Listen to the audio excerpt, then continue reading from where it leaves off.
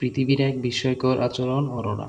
মেরু অঞ্চলে রাতের আকাশে এক ধরনের আলোর প্রদর্শনী দেখা যায়, সেটাই অরোরা। বাংলায় বলা হয় মেরুজ্যোতি। অরোরা কীভাবে সৃষ্টি হয় সেটা আলোচনা করা যাক। Preview.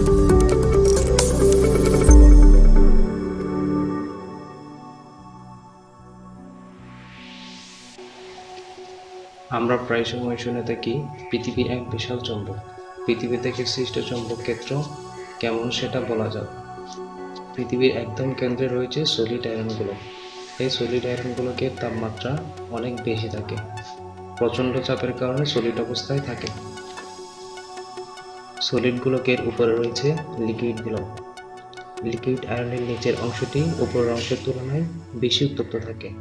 এখন লিকুইড আয়রনের তাপমাত্রার কারণে লিকুইড আয়রন পানি ফোটার মতো গতিশীল থাকে, অর্থাৎ নিচের অংশের আয়রন উপরের অংশে এবং উপরের অংশের আয়রন নিচের অংশে আসে। এর ফলে এক ধরনের গতি তৈরি হয়। গতির ফলে লিকুইড আয়রনে বিদ্যুৎ উৎপন্ন হয়। বিদ্যুৎ উৎপন্ন হওয়ার ফলে পৃথিবী চৌম্বকের মতো আচরণ করে।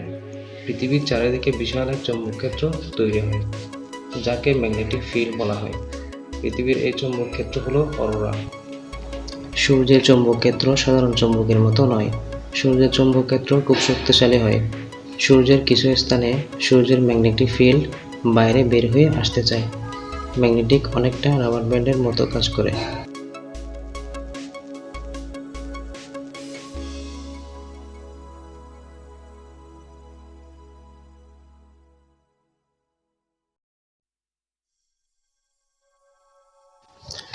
সূর্যের ম্যাগনেটিক ফিল্ড প্রসারিত হলে একসময় বিচ্ছিন্ন হয়ে যায়। বিচ্ছিন্ন হওয়া ম্যাগনেটিক ফিল্ডে থাকে কয়েক বিলিয়ন টন উত্তপ্ত প্লাজমা। এই প্লাজমা স্বতন্ত্র চৌম্বকের মতো আচরণ করে। সূর্যের এই ঘটনাকে বলা হয় সৌরজোড়। সৌরজোড়ের গতি প্রতি ঘন্টায় 8 মিলিয়ন কিলোমিটার পর্যন্ত হয়ে থাকে। সূর্যের এই সৌরজোড় সূর্য থেকে বিচ্ছিন্ন হওয়ার 6 ঘন্টা পর বুধ গ্রহকে অতিক্রম করে এবং 12 ঘন্টা পর শুক্র গ্রহকে অতিক্রম করে। 18 ঘন্টা পর এই সৌরজোড় পৃথিবীর বায়ুমণ্ডলে আসে।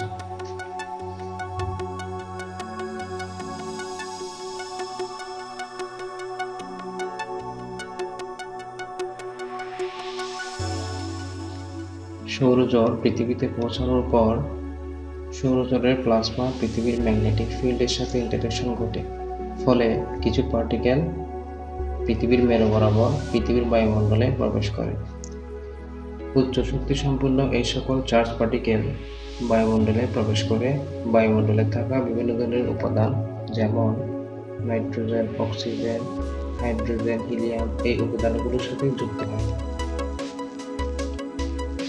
উপাদানগুলোর সাথে যুক্ত হয়ে শক্তি নির্গত হয়। এই শক্তি নির্গত হয় ফোটন রূপে, আর এই ফোটন হচ্ছে আলো, যার ফলে পৃথিবীর মেরুতে বর্ণিল মেরু প্রবাহ বা মেরুজ্যোতি দেখা যায়।